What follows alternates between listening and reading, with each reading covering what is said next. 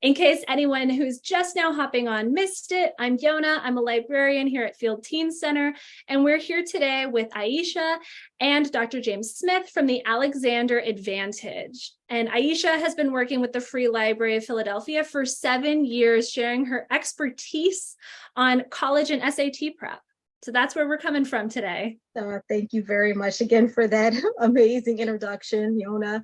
And as Yona stated, today we are going to be talking about financial aid prep and getting into what applications you need to complete in order to get loans, grants, work study, and scholarship for your college education. So our focus is going to be talking about FAFSA and FEAA and what those two applications are and how we apply for those applications. All right, so a little bit more about this research report. Once again, it was done by the Education Data Initiative, and they're saying that financial aid is used to pay for 92% of college education costs. Scholarships and grants cover $7,500 of annual costs per year. We have $120 billion in federal student aid that goes out each year in the form of grants, work study, and loans.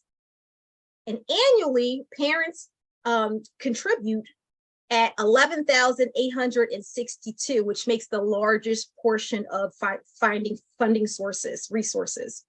And 71% of college-bound students seek financial aid to pay for college. So that's very, very, very good statistic. And like I said, if you're watching this live stream, you're going to be a part of that statistic. So that statistic is going to go up. All right.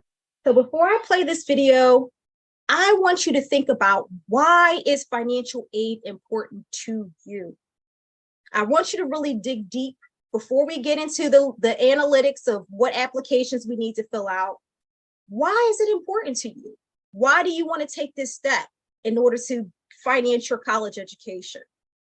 I'll answer that question before I play the video. Financial aid was important to me being a first-generation college student. I was the first person in my family to go to college. My family didn't have a lot of resources or money to send me to college. So with me applying for financial aid, I was able to get scholarships and grants to go to school. I'll take it a step further with financial aid. I was able to get a full outside scholarship to go to college through the Gates Millennium Scholarship. So that changed the trajectory of my whole college career. So financial aid is very important to me because I was able to break the generational barrier, educational barrier in my family. Would anybody like to add why financial aid is important to them before we play the video? I do have two questions, though. One is about your Gates Millennial Scholarship. What went into you getting that? Did you play the key role? Was it your parents? How did that come about? And that's one question. The other, what advice would you have for students who are being raised by their grandparents, or their parents aren't really involved in their college search or college financial support, where they're like, you just go do it on your own, I'm too busy? So what advice would you have, and what played a role in you getting your Gates Millennial Scholarship? What role did you play or your parents play? Sorry for the two questions. That's okay. So what played a role in me getting that full ride Gates Millennium Scholarship is me networking. I started off at Drexel University, and I started off in their, what they call now the Liberty program, where I had to take summer classes during the summer as a senior in high school. During that time period on campus at Drexel University, as a senior in high school, I networked with the individuals that were on campus, some of the counselors, some of the teachers, in addition to, of course, some of the students that were in the same program as myself. So I carried that relationship on to my freshman year in college, and that's the year that I got the scholarship. One of my counselors, who was a part of the Liberty program at the time, she came to me with the information about the scholarship. And the reason why she came to me with that information is because she knew from me verbalizing with her how financially stressed my family were around sending me to college. We had very candid conversations around that. So when that scholarship came to her inbox, her email, she said, I know the perfect person for this scholarship. If I had not formulated that relationship with her, she would have never approached me with that information. So I would say definitely never underestimate the power of a mentor. And a mentor can come in various forms, shapes, professions. It could be your high school counselor. Okay, it could be your aunt that you look up to because she's an entrepreneur, or she's been doing very well at work, for years. It could be that first person in your family, like myself, that went to college. So definitely don't be afraid to seek mentorship. Second question, what advice would I have to like a grandparent or a student or a parent that's going through this financial aid process? To be open to receiving information, and to be proactive. Make sure you're proactive. Make sure that you, just like we get on our phones to go on Instagram, we go on TikTok, right? And we're looking at the latest trends. Go on your phone to Google financial aid workshop. Go on your phone to Google scholarships that are available in October. Go on your phone to Google scholarships that Temple University offers if you're interested in going to Temple University, right? Internships that pay, so that you're able to take some of that money and pay for college. So just like we use our phone for leisure, we need to start using our phone, which is a computer, to bring us the resources that we need in order to get to college. And don't be afraid to ask for help too. Don't be afraid to ask for help. Even if you're out here looking at the resources and you still don't know what to do, don't be afraid to ask for help. That's one of the reasons why I'm so passionate about what I do working with the Free Library of Philadelphia over the last 7 years, is because I'm able to pour into you what someone poured into me because I simply asked for help. Ms. Alexander, I love the fact that you said use your phone. Our phones have become our third hands. Yeah. We use our phone to find directions when we're lost. We use our phone for music. We use our phone for everything. And the fact that you're encouraging students and grandparents and parents to use their phone to find resources, I think that's a great idea. Thank you very much, Dr. James. All right, so let's find out why financial literacy is important to some students that are currently in college.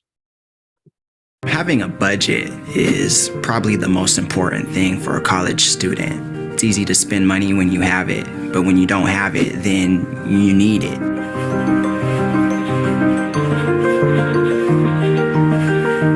Financial aid has helped me be successful because it took the burden of paying for college off of my shoulders and my parents' shoulders. And then I could go from there and actually just focus on being successful in school rather than how do I pay for school. Financial aid is big support for me and my family because I don't have enough money to pay for college. It is a lot of money for me. Go to the financial aid office and they are very knowledgeable of where to begin, what forms to fill out, what forms not to fill out. Хотел бы сказать спасибо всем сотрудникам офиса финансирования в колледже. Right now I'm in the Work First program. I do work study for aviation. I can just stay, at school and work, make some extra money to provide for myself and work in between classes, and then I can study as well. I believe the biggest hurdle for financial aid FAFSA is just getting to the point of signing in and starting. The resources are available to fund school. You just got to go find them. I could not have said it any better. The resources are there. We just have to go find them. And so I am so happy that you decided to find resources today through this live stream. So let's talk about FAFSA. What is that? It is the free, and I will say it again, free application for federal student aid. That means you are not paying anything to fill out this application. FAFSA is the gateway to all types of financial aid, including the loans that we just talked about, grants, scholarships, and work study. It is required by most colleges, so you do have to complete this application in order to get admitted into the college of your choice. Also, for state aid programs, they want you to complete FAFSA first before you complete the state aid program. And in some scholarship programs require that you complete FAFSA. So it's all interlinked and all tied together, this one application. All right, let's go back. So why complete the FAFSA? The FAFSA is going to determine how much money your family can afford to provide for your post-secondary education, okay? I'll say it again. It's going to tell the federal government and the college of your choice how much money your family can afford to send you to college. So that's why it's very important for you to complete this form first. This includes four-year colleges if you're interested in going to those, community college, and trade and tech programs also need you to complete the FAFSA form. It provides information necessary for all needs-based financial aid, including your federal, state, and some school institution aid. So there are a lot of changes that are happening with the FAFSA, in particular for this year. And these changes benefit you. They benefit the student and they also benefit the parent. So this is a new snapshot of what the FAFSA is going to look like. As you can see here, we have 2024-2025 FAFSA form. That is the one you will be filling out if you are currently a senior in high school. So we're going to go into some of the new changes that are currently happening with FAFSA so that you are well equipped to complete this application as thoroughly as possible. So let's watch a short video so that we're able to understand some of the changes that are currently happening within the FAFSA application.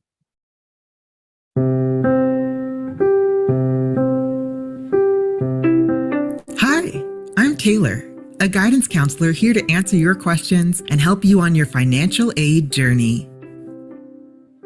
Wondering what's changed for the 2024-25 FAFSA form?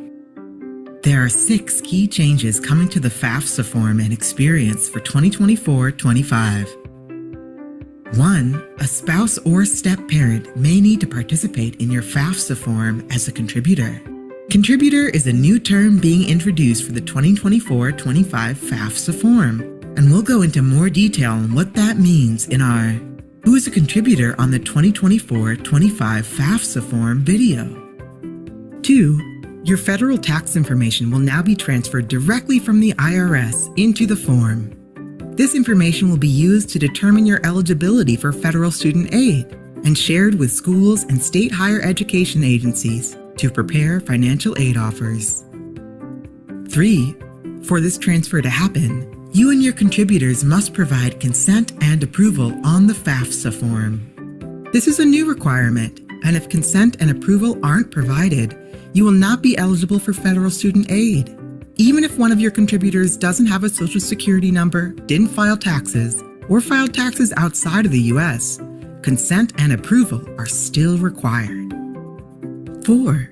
You and your contributors will each need to have your own studentaid.gov account username and password to access and complete the online FAFSA form.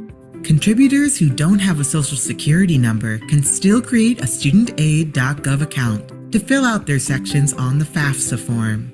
But remember, you must be a US citizen or eligible non-citizen to be eligible for federal student aid. 5. Once your FAFSA form has been started, you will now be able to view the status, including contributor progress, in your studentaid.gov account. Finally, when you complete the online FAFSA form, your information can now be sent to more schools, with the option to select up to 20 colleges, career schools, or trade schools. If you have more questions about the FAFSA process, visit studentaid.gov.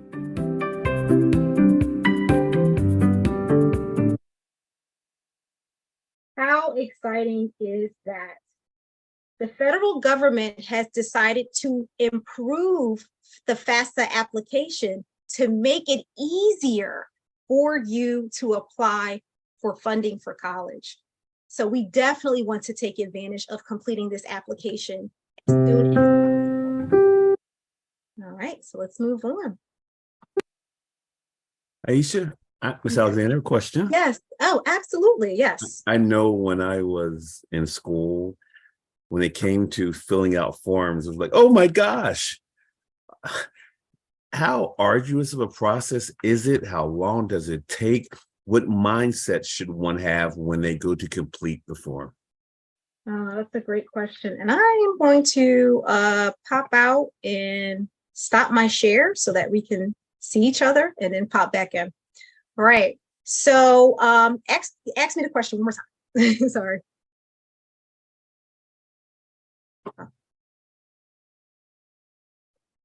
Many years ago when I was in school, the thought of filling out this important form was intimidating. I wanted to get it right. I felt that, I could make mistakes. I could lose money. The question is, how arduous of a task is it? How long does it take to complete it?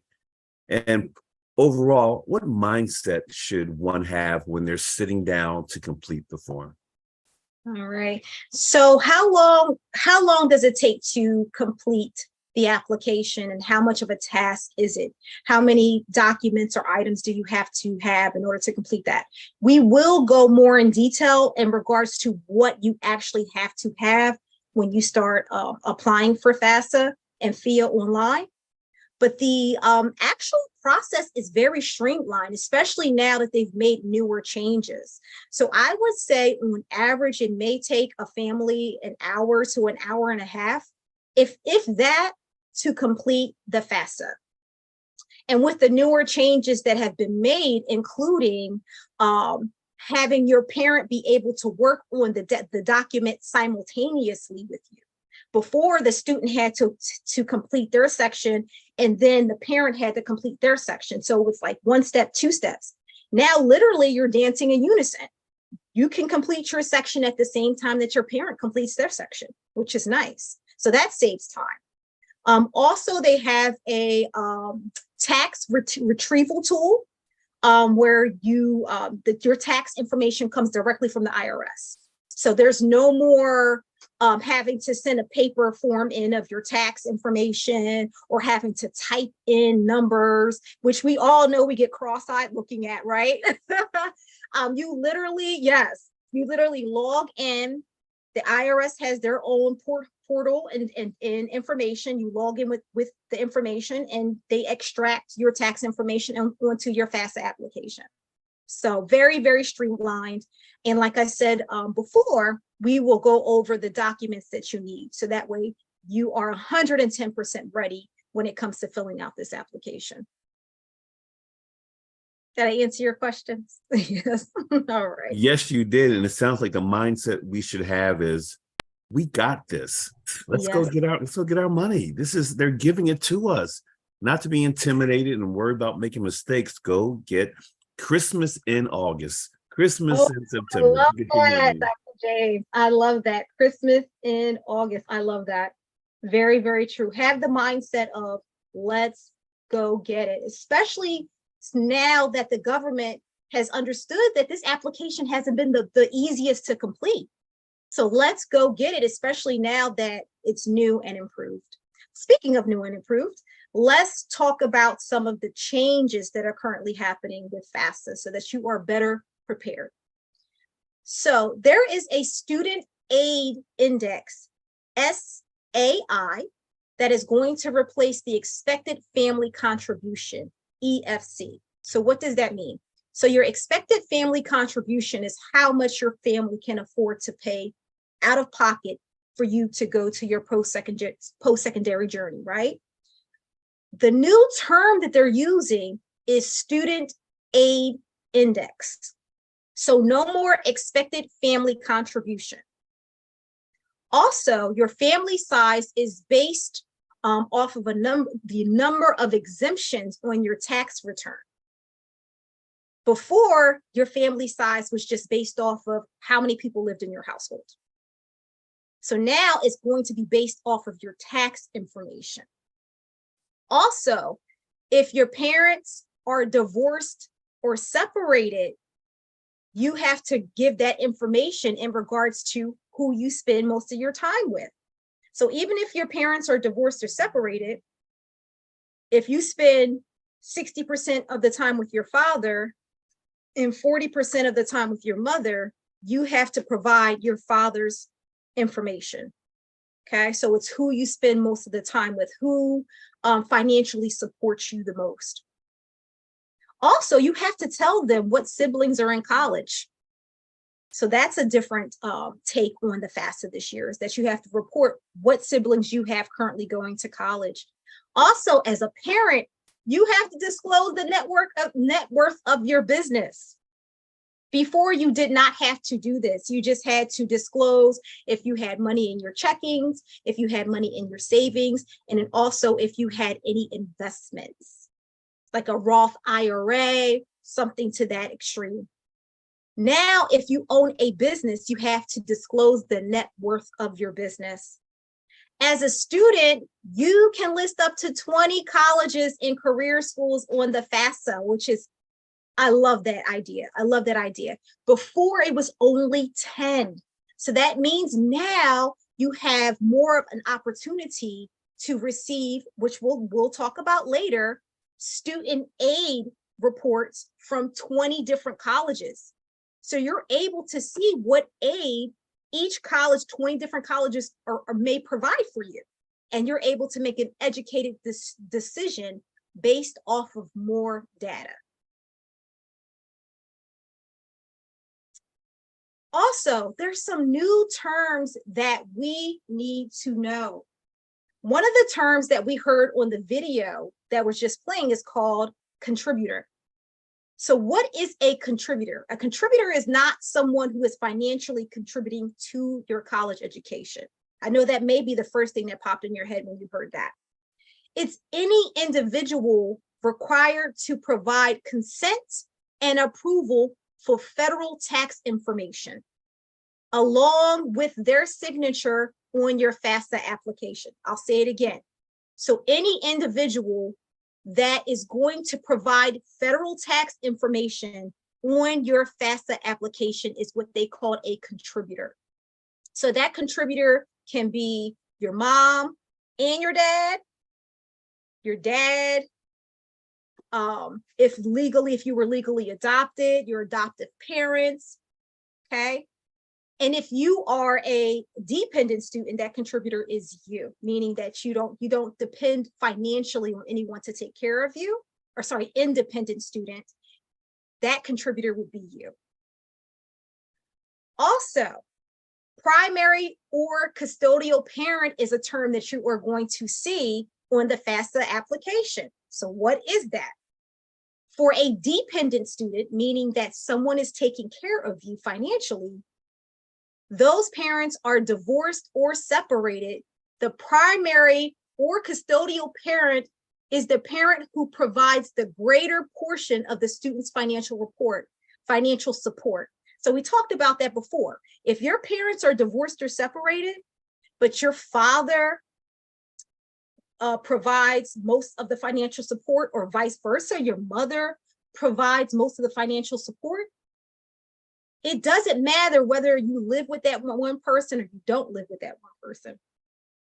Whomever is providing the most financial support has to be reported as your primary or custodial parent, which is a change. Provisionally independent student. That's a whole new term that we've never seen on the FAFSA application before. If a student indicates that they have unusual circumstances, meaning that they may be at risk of being homeless or they're unaccompanied, you can report this information to FAFSA now, where before you could not report this information. You would have to directly talk to a financial aid counselor at the college or university you were interested in. So you can actually provide this information, which is great because it's more data for them to see how much aid they're going to provide for you. They meaning the federal government. We just saw this term, right? Student Aid Index, SAI. It replaces the expected family contribution. And you can also report special circumstances. So if you're, for example, if one of your parents loses their job all of a sudden, you can report that information. Anything that has made an impact on the student's financial condition, you can report that on the FAFSA now. So what do I need to do to apply for FAFSA? The first thing we are going to talk about is getting your FSA ID. Your FSA ID. The FSA ID is an ID that is used for you to be able to sign in and sign out of your FAFSA application. This ID is created for the student, and now it's required for all contributors. So not only does the student need an FSA ID to log into your application and fill out your portion of the application, your contributors or contributor are going to need their own individual FSA IDs to fill in, to go into the application and fill out their part of the application. In order to do this, you want to go to studentaid.gov/FSA ID. Create it 3 to 4 days prior to completing the FAFSA application. The student and all required contributors, like I talked about, need this ID. This is a legal and binding signature for your federal application, as well as your state application for college, which we'll talk about a little bit later. It requires a valid email for each user. And even if you are a contributor or a user or a student that does not have a social security number, they are still going to require you to have a FSA ID. So let's talk about what is that next step after you get your FSA ID? What now? I filled out the application or went online, applied, I have my FSA ID. Now what do I do?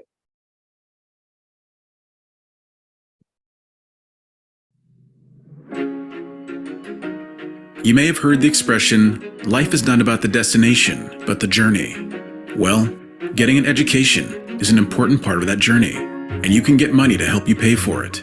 Each year, billions of dollars become available through the free application for federal student aid FAFSA form. Just fill it out.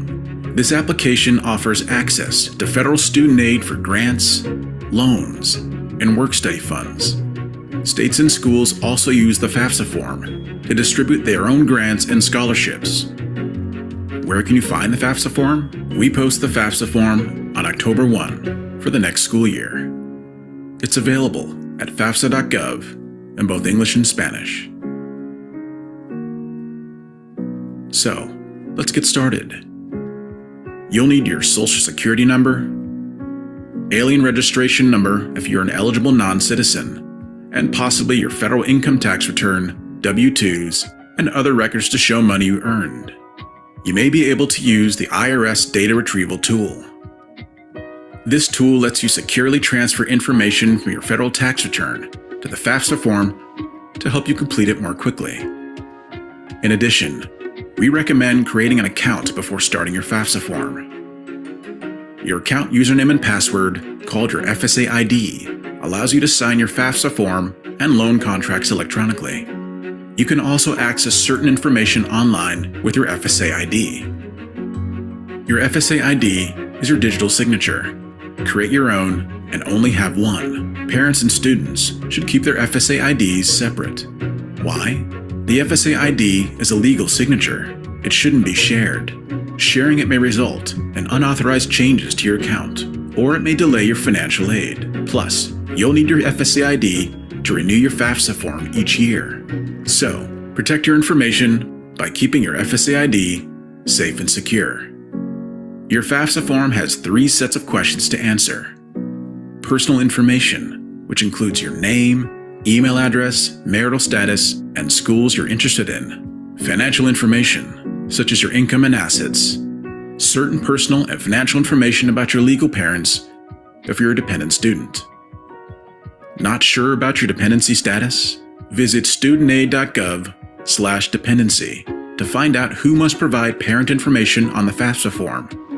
Also, learn what to do if you live with only one parent or aren't in contact with your parents. You can also ask the financial aid staff at your college or career school for help figuring this out. Since colleges and career schools use the FAFSA form to consider you for financial aid programs, the form asks you to list up to 10 schools you are considering. Be sure to list a school even if you haven't applied to the school or received an acceptance letter yet. You can always go back and update the list later. One great feature of the FAFSA form is that it may let you skip questions that don't pertain to you. And if you're not sure how to answer a question, you can chat with a knowledgeable agent from our contact center. Submitting your application online, remember, if you are a dependent student, your parent must use their own FSA ID to sign the form as well. Submitting your FAFSA form online is the fastest and easiest option, but you can also fill out and print the PDF version, which you can drop in the mail, or ask your college or career school to submit the FAFSA form for you. If you provided an email address and submitted your form online, you'll receive an email within a few days letting you know that we processed your application. Then, an administrator from any school that you listed on the form and that has accepted you for admission will reach out to let you know what aid you're eligible for at that school. Congrats, you're one step closer to getting money for school and starting on one of life's most exciting journeys. For more helpful resources on eligibility, deadlines, and items that you need to fill out the FAFSA form, visit studentaid.gov.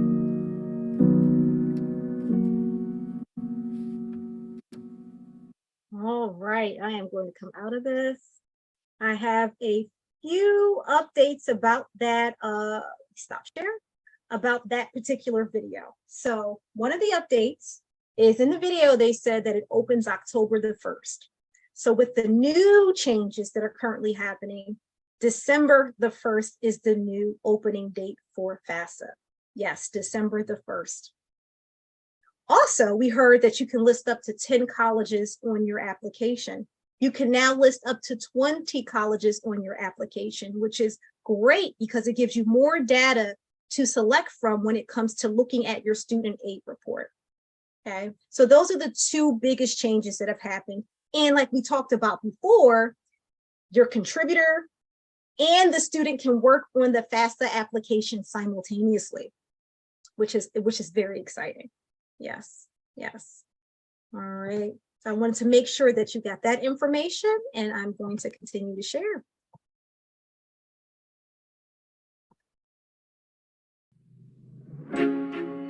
Great. You may have heard the expression. When you go to complete your FAFSA application, you want to make sure that you complete the correct date. So you are going to be choosing 2024 through 2025 if you are currently a senior in high school. You also want to be very knowledgeable about some of the deadlines that occur with completing the FAFSA application. We look and see here for July 1st, 2023 through June 30th, 2024, you should be filing the 2023-2024 FAFSA. Okay.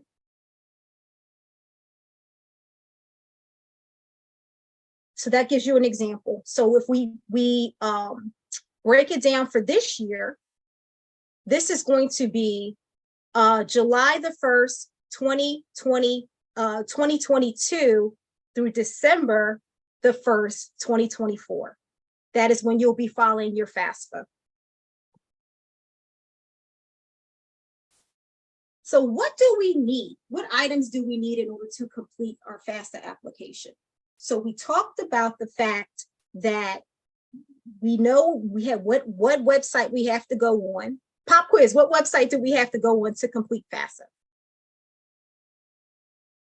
It was mentioned quite a few times in some of the videos. I think Yona knows. Oh gosh, no, I'm bad at remembering things like that. But I know that because this video is going to be posted afterward, I can just rewind and find it. Also, I could Google FAFSA and would probably get the right website, or ask my friendly librarian. Yes. Is still me, but I would figure it out with you. That's quite all right. You are going to go to studentaid.gov. That is the website that you go to in order to fill out your FAFSA application. I knew that. I was just testing you. We talked about the fact that, right, you have to start out getting what ID? What is the ID called that you have to get, and your contributor has to have it as well? I know this one. It's your FSA ID. Yes. FSA ID. So we talked about what website we're going to. We're going to get our FSA ID 3 to 4 days before we fill out our FAFSA application. You also want to make sure you have your social security numbers. That's very important. You do not know your social security number as a student, get to know it, because they are going to ask you for it. Your guardians, your contributors are also going to have to provide their social security number if they have one.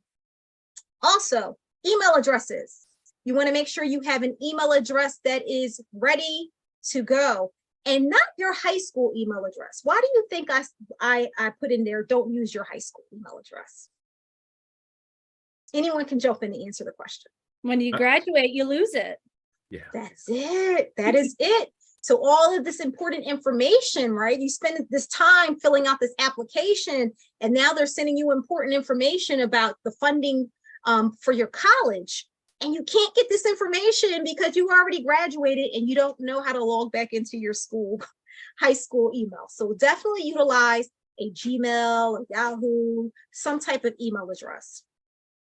Also, you're going to need your 2022 federal tax returns and W-2s. So as a guardian, as well as a student, if you worked and you filed taxes as a student, they're going to need your tax information and your W-2s. As a contributor or a guardian, they're also going to need your 2022 federal tax returns and W-2s. Also, any current bank statements or in records or other investment accounts that you may have as a contributor, you want to make sure that you have that information available. Also, we talked about this, your FSA ID, you're going to see that everywhere. That is your legal signature on your application as the student as well as the contributor. So you definitely have to have that. If you have any stocks, bonds, or any other investments, you also have to disclose this information on your FAFSA application.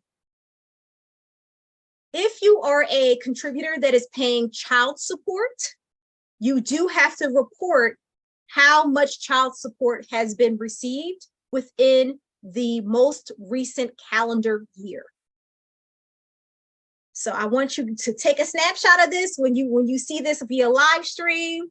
Take a snapshot of this. These are the items that you will need in order to make your filing as smooth, your filing process as smooth as possible.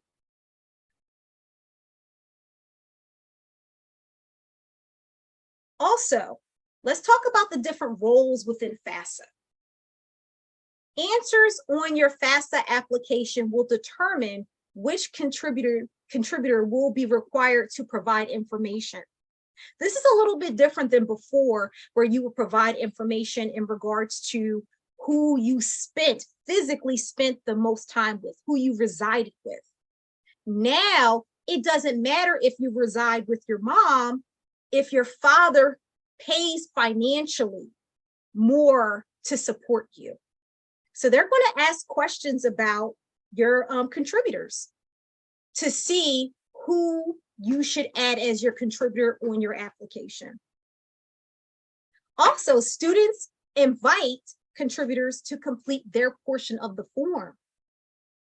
So once the student has their FSA ID, they go into FAFSA, they log in, they start to complete their part of the application. There's going to be a segment where they ask you to invite, just like you send out a request on TikTok or Instagram, right? It's the same thing. You're going to send a following invite to your contributor so that they're able to provide their personal and financial information onto your FAFSA application.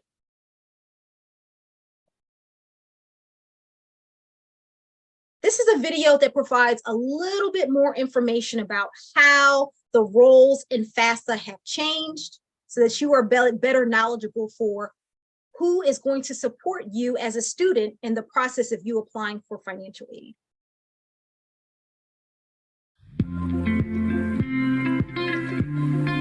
Hi, I'm Taylor, a college counselor here to answer your questions and help you on your financial aid journey.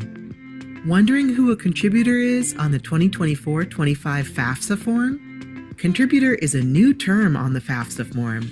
A contributor is anyone required to provide consent and approval to have their federal tax information transferred directly from the IRS into the FAFSA form, as well as a signature on the form. This may include you, the student, your spouse, a biological or adoptive parent, or a step-parent. The contributors on your FAFSA form are determined by your dependency status, your tax filing status, and your marital status. The information provided by contributors will be used to determine your eligibility for federal student aid, but contributors don't need to worry that they'll be expected to contribute to your school costs. Being identified as a contributor doesn't mean they'll be financially responsible. Even if your or your parent's spouse isn't identified as a contributor, their information, including personal and financial details, will still be required on the FAFSA form if they are currently married and not separated or divorced. If you have more questions about the FAFSA process, visit studentaid.gov.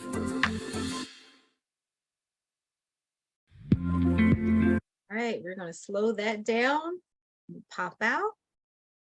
Stop sharing. All right, so pop quiz time, pop quiz time.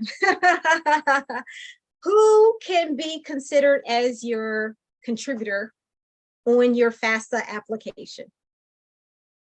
Who can be considered as your contributor on your FAFSA application? You might be your own contributor. Ooh, yes. If you are independent, you are your own contributor. You got it. Yes, Yona. Yes, Dr. James, pop quiz.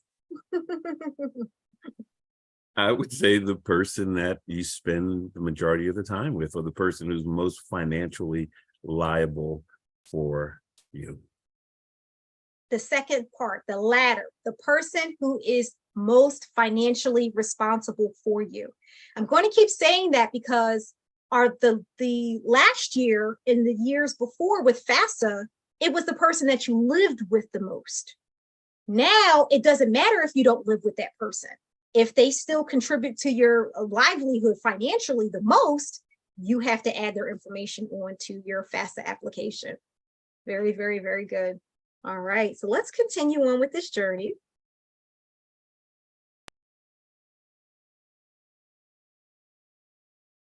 All right. So this is a snapshot of how you as the student would invite your parent to be a contributor on your FAFSA application. As you can see, you would need that person's name, email address, and social security number in order to send out that request for them to be a contributor on your FAFSA application. And this is a snapshot of what that would look like.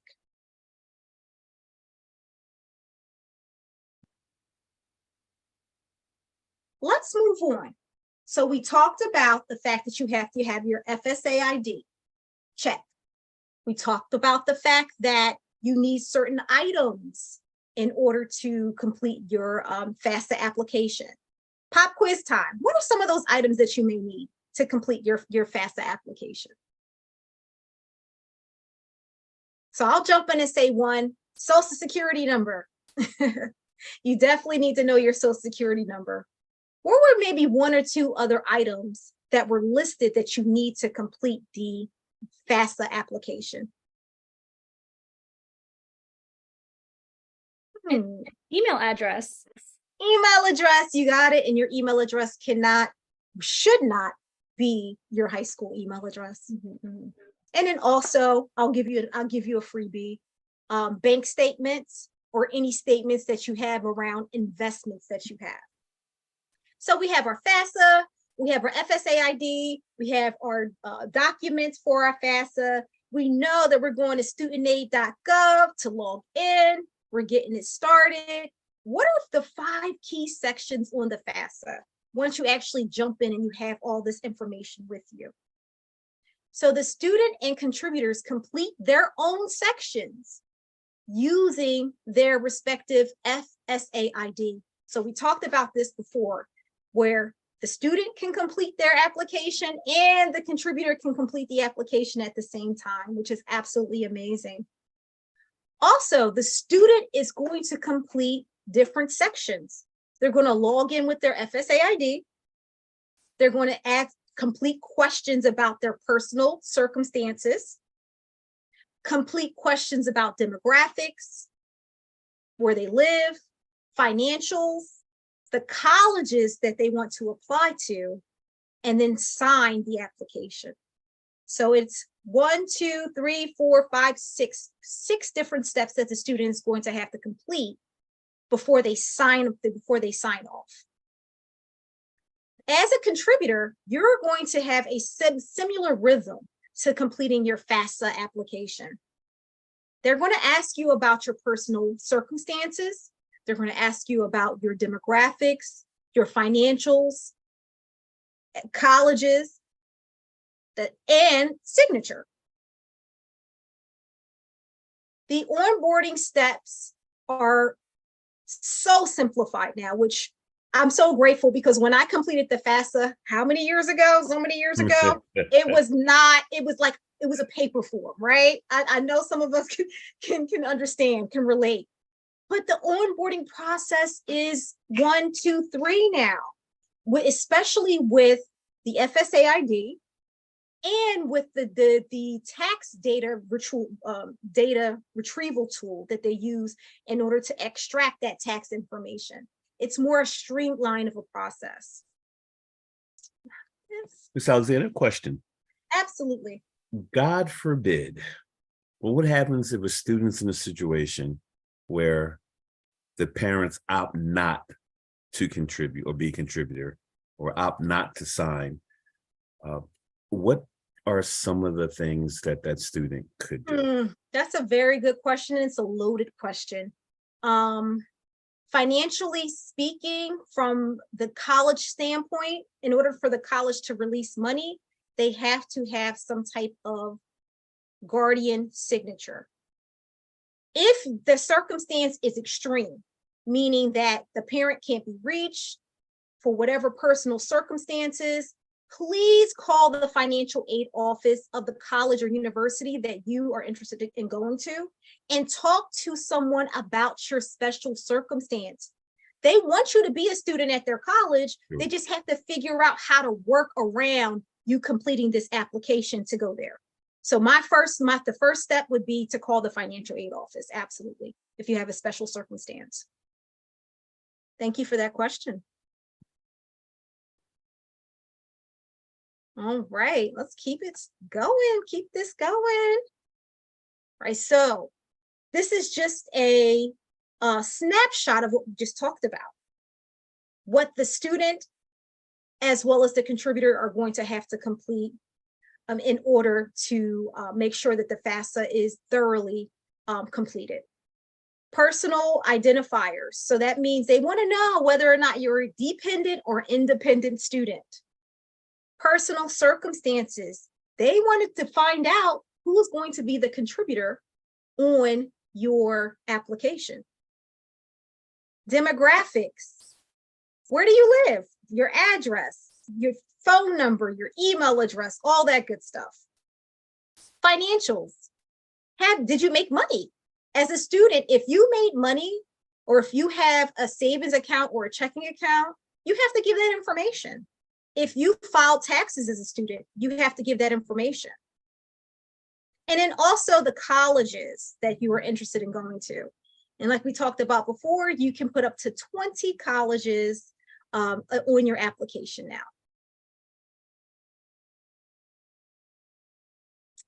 Once as a student, you are finished completing all of those sections that we talked about, something like this might pop up. You're almost there. The student section is complete. If your parent did not complete, or if your contributor did not complete their part yet, you will see that they did not complete their part yet. And you will also see when you sent them a request. So who that person is, who that parent contributor is, what day you sent them the request, okay? And then you can also send them another invite as a reminder. Hey, complete your part.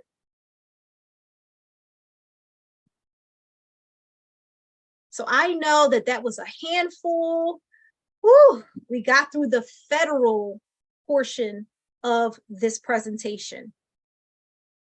Next, let's talk about state. The federal government has money for us, but we know that the state has money for us to go to college too. So I don't want us as parents or as students to leave any money on the table.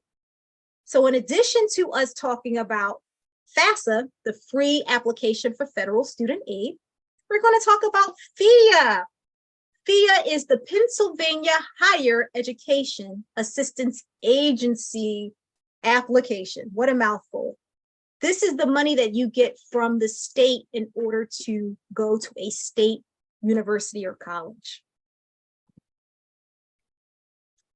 This is a brief video on what you should do in order to make sure you maximize state money within the state. For us, it's Pennsylvania, but if I have somebody that's live streaming from another, or looking at this live stream from another state, each state has their own monies that they provide for their students to go to college. So you definitely want to look into that. But today we're talking about PHEAA, Pennsylvania Higher Education Assistance Agency.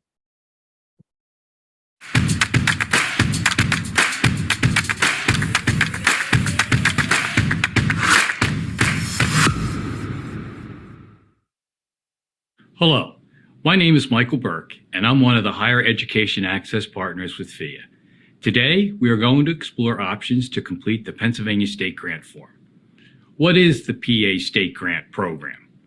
The PA State Grant Program provides grant aid to applicants who demonstrate financial need and choose to attend a PHEAA-approved post-secondary school.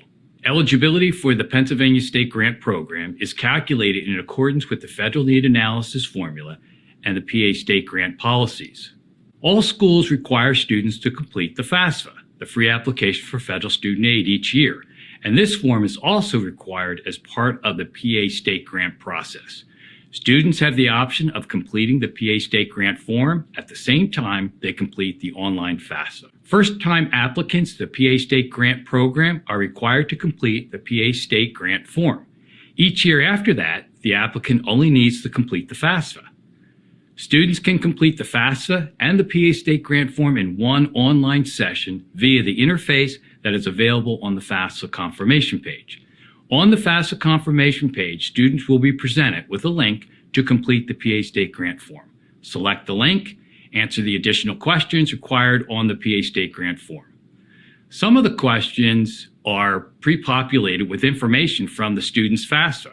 Therefore, the student only has a few questions that they need to complete their PA State Grant form, such as, indicating your enrollment status. Will you be full-time or part-time? Listing the value of your PA 529 college savings plan, identifying program of study for students in vocational programs, confirming who the student lives with and employment status. Once you complete the form, agree to the rights and responsibilities to sign your state grant form electronically. You now filed your PA state grant form. Students can also complete the PA state grant form on the FEA student portal if they miss the link via the FAFSA interface. It's a good idea for all students to set up an account on the FEA student portal so they can track their application and eligibility for the PA state grant program. I would also like to remind you there are 2 deadlines students need to meet to apply for the PA state grant. The first deadline is May 1st for applicants who are interested in enrolling in a 4-year degree program or college transferable program, excluding community colleges. Renewal applicants just need to complete the FAFSA by May 1st each year to be reconsidered. The second deadline is August 1st for non-renewal applicants who plan on enrolling in a business, trade, or technical school, a hospital school of nursing, a community college, an open admissions college, or a 2-year program that is not transferable. FEAA offers a summer PA state grant program. However, students need to complete a separate summer application to be considered for the PA summer state grant. The PA Summer State Grant application is available mid-March each year, and the deadline to apply is August 15th. I hope this information is helpful. If you have questions, however, feel free to reach out to us at FEAA. Thank you and good luck. All right, that was wonderful. No money left on the table at all when we are applying for monies to go to college. And FEAA is a great resource for you to get state.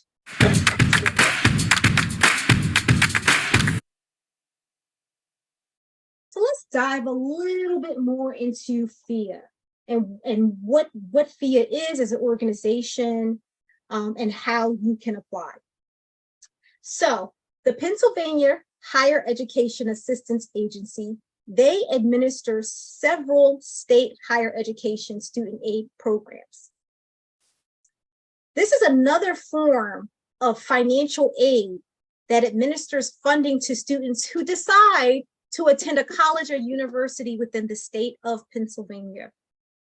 In order to complete that application, as the gentleman stated on the video, you definitely want to complete your FAFSA first. That's a requirement, so you have to complete your FAFSA. And then after you are finished completing your FAFSA, they'll have a direct link for you to complete your FEAA application, which I highly, highly, highly recommend, because guess what? Your information is going to be populated from your FAFSA application into your FEAA application. And all you have to do as a student is answer a few additional questions. If by chance you did miss that direct link after you complete your FAFSA application, you can go to FEAA.org, set up an account in order to complete that application to get funding to go to school within Pennsylvania. I will say, I had a few students ask me, well, Miss Aisha, if I'm not going to school within Pennsylvania, should I still apply for FEAA? And I would say yes. FEAA they have a few sister states that they utilize the application and funds from the application for. For example, Delaware is one of their sister states. So even though you may decide that you do not want to go to college within Pennsylvania, there are other options within Delaware where you can utilize the same money. So we're not leaving any money on the table. There's also a few other additional states that FEAA partners with. For more information about that, you want to visit FEAA.org. Also, as we talked about, you want to make sure that you complete the FAFSA first. That is a requirement for FEAA. So don't skip out and say, oh, I'm just going to get state aid. No, no, no. They will not give you that aid unless you complete your FAFSA first. So make sure you do that. You also want to check with PA state grant eligibilities. So there are different grants that they have that are available For example, if you want to be a teacher, they have a PA state grant that's available for teaching and education. So you want to just go onto their website and see what type of grants they have available for you. Also, you want to make sure that you update your school of choice listed on the PA state grant form. Okay, so you want to make sure that the schools that were put on your FAFSA application are the same schools that are on your FEA application. So you do not miss out on getting your student aid report from those schools, particularly with FEA in the state of Pennsylvania. And last but not least, I thought you might be interested in knowing that when you complete your FEA application, the state grant award max for this year is $5,750. $5,750 worth of grant money meaning you don't have to pay that money back. When you complete your FEA application, that is money that you could possibly get for your college education. After you finish filing the FAFSA and the FEA application, what comes next? You want to make sure that you are doing your due diligence to monitor emails and respond to any requests that FAFSA, FEA, or your school may have. You want to stay on top of things. You'll also receive a FAFSA submission summary. A FAFSA submission summary is a summary of the information that both yourself and your contributor added onto your application. This summary is also going to include your student aid index. So your student aid index, remember, it used to be expected family contribution. So I want you to think, how much can my family afford to pay? When you see SAI, that's all that means. So they're going to take that index, how much money your family is able to pay, and utilize that, they meaning the college of your choice now, the university. They're going to take that student aid index and say, okay, Lisa's family is able to pay $7,800 for this particular semester. How much money do we want to give her? What is that gap? How much money are we going to give her in loans and work study, maybe a few merit scholarships because she was such a great student? How much money are we going to give Lisa for being such a great student? So that SAI is going to be included with your FAFSA submission summary. And like I stated, these schools are going to use your SAI to create your financial aid offers. So the next step is you are going to start, you being the student, you're going to start receiving student financial aid reports, award letters from the 20 colleges or maybe 15 colleges that you listed on your FAFSA and your FEA application. This is an example of what they may look like, and we'll go a little bit deeper in a minute. So you have your cost of attendance. Let's say this is this Temple University, since we are in Philadelphia, $29,000 for the cost of attendance. That means your tuition, your room, your board, your books.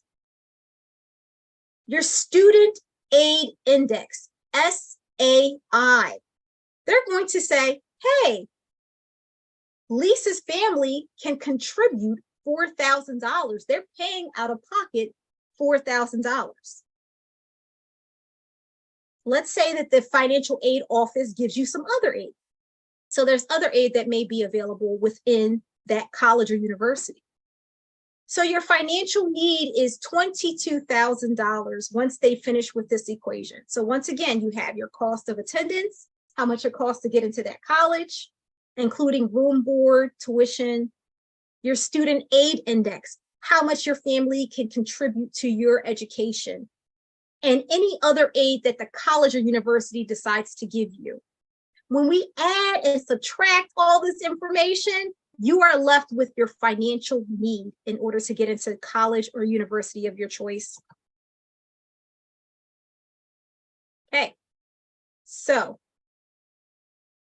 additional funds, awards. So if that college or university decides to give you additional funds, it's based off of the your financial need as a student, and also the funds that are available within that college and university. So remember, as you start to get some of these student aid reports back, some colleges may give you more funding than others. And it literally is based off of, number one, what you've reported on your FAFSA application and your PHEAA application. And then number two, what funding is available for that college or university. That's why you should never put your eggs in one basket. We want to make sure that you have as many options as possible when it comes to selecting the college and university of your choice based off of how much money that college and university wants to give you. Also, you'll receive a financial aid notification after you have finished applying for your FAFSA and your PHEAA. It'll list the different types of aids that are available, okay? And it will also, you will have the power to accept or reject the different type of aids that are available to you. So you want to make sure that you review your student aid report carefully. Ms. Alexander, question. Yes. When I am working with my child to find a university, should we focus primarily on what the university offers, or should we do additional research to see what financial aid might be available from that university? Do additional research. You want to always be knowledgeable about what you are applying, what college or university you're applying for. Do the due diligence and go onto their website. They always have the scholarships and grants that are available on their website.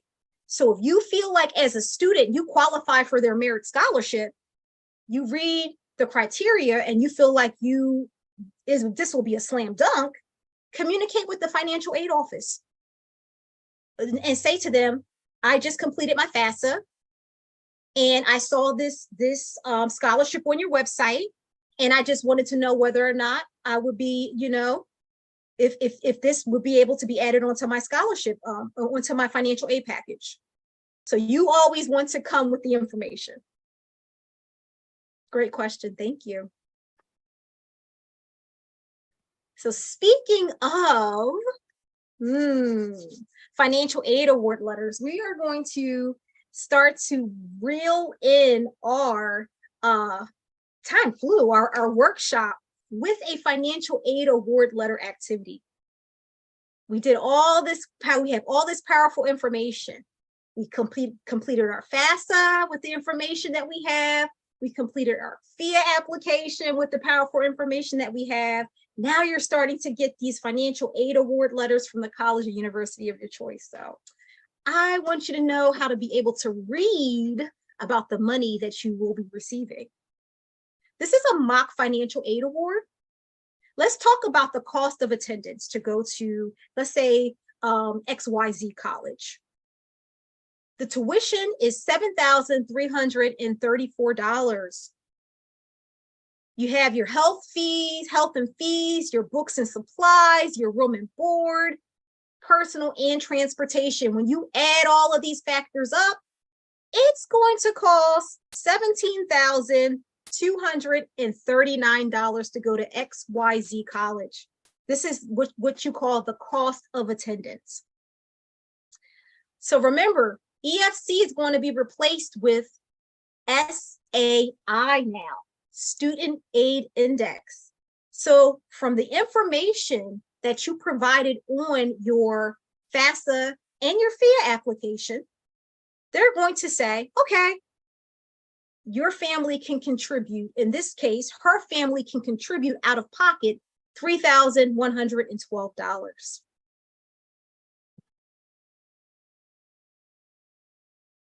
So let's do a pop quiz. What is your total cost of attendance? And I'll go back so you can see. So what was your total cost of attendance? looking at that 17,000.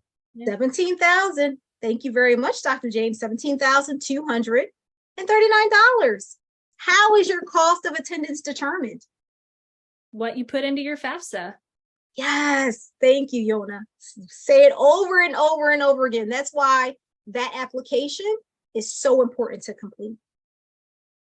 What is your student aid index?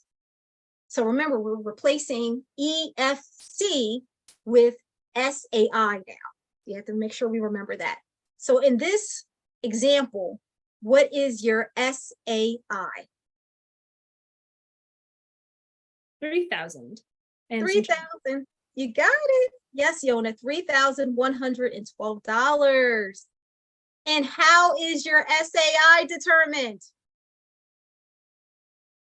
FAFSA. Fast, yes. It keeps going back, as you see, to the same application, So let's have some fun and crunch some numbers.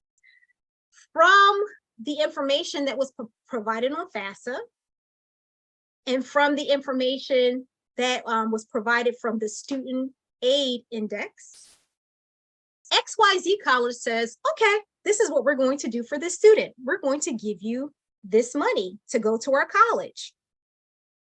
So for the fall and spring, they're giving them a Pell Grant. Grants you do not have to pay back, $1,250. Then we also have a direct subsidized and direct unsubsidized loan. We see here, you have a direct subsidized loan for $3,000 for the fall and spring semester, and an unsubsidized $3,876. You add all that up, how much aid they're giving this particular student is $6,876. Right. What would you accept or decline, and why? So your total aid is $6,876. What would you accept and what would you decline? Accept the grant. You don't have to pay that back. Absolutely. Absolutely. Dr. James, what would you accept or decline? I want to accept the most possible resource I can get, the grant. And similar to Yona, I would have to think twice about taking on loans. Absolutely. Especially at that juncture of my life. I don't know what job I'm going to get. I don't know what type of support I'm going to get afterwards. So. Absolutely. Both great questions, great answers. And as a student, you have the right to accept or decline any aid that college or university gives you.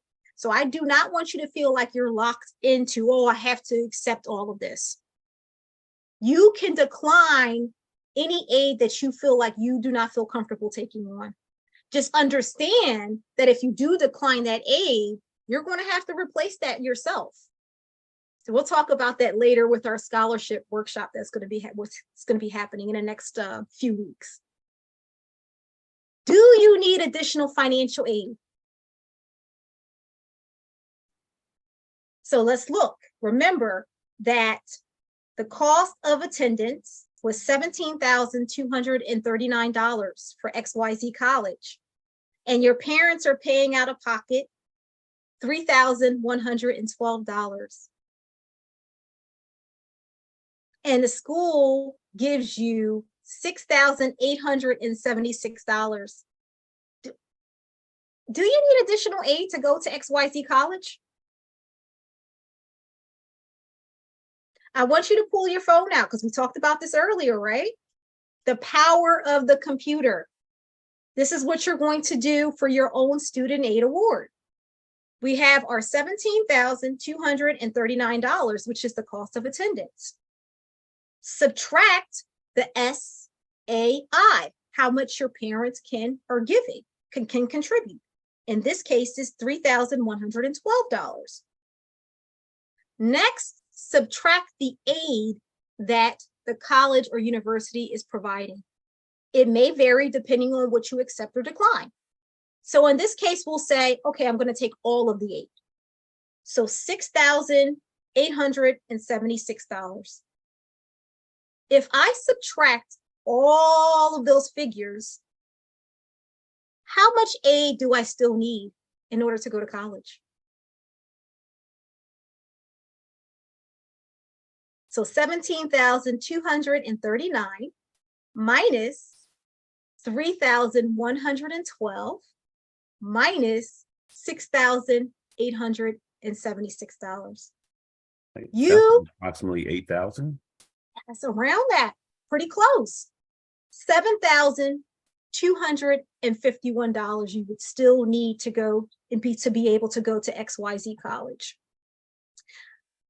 I did that for a reason. For number one, I want you to be able to read your student aid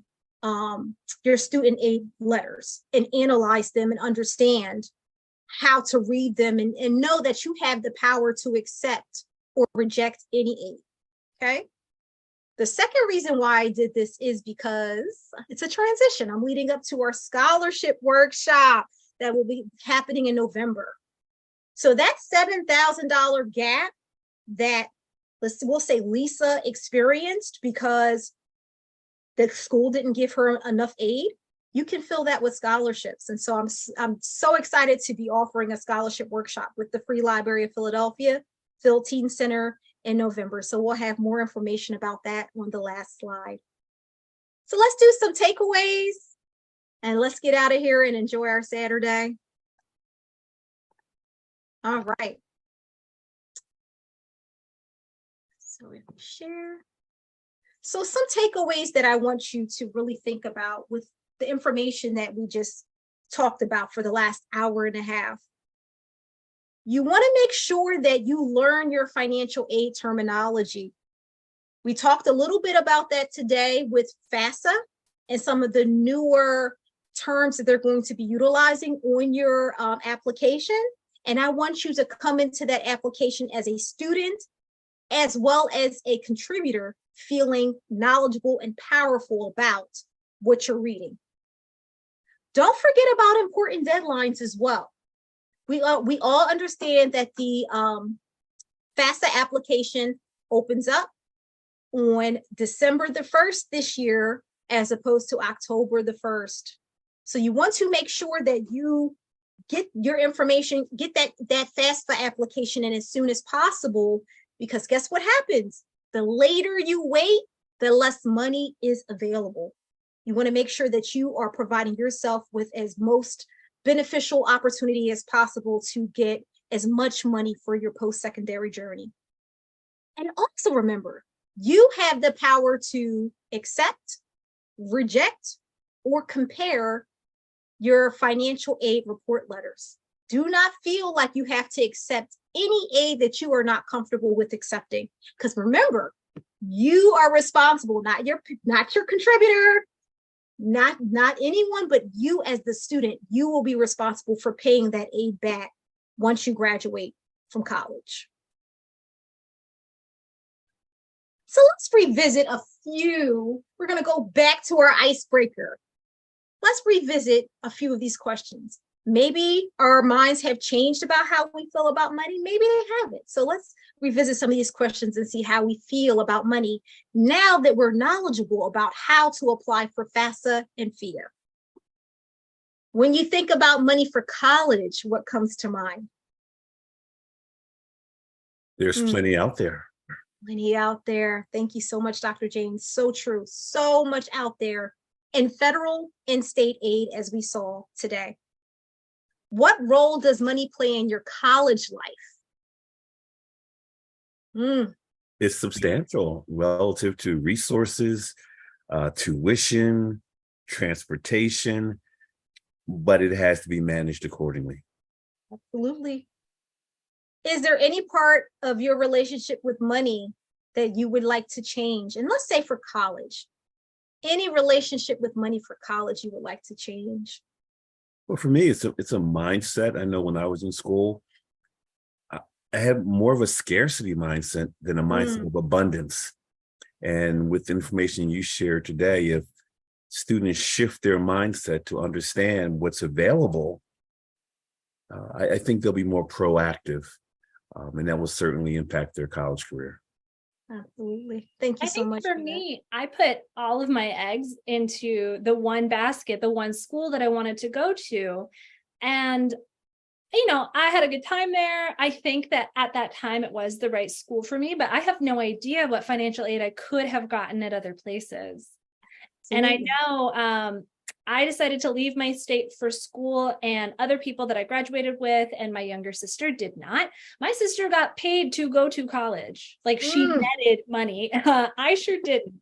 So I wish I would have applied to more colleges and been more open to other possibilities. Absolutely. Absolutely. That's one of the reasons why I wanted to talk about FEA today too. State aid.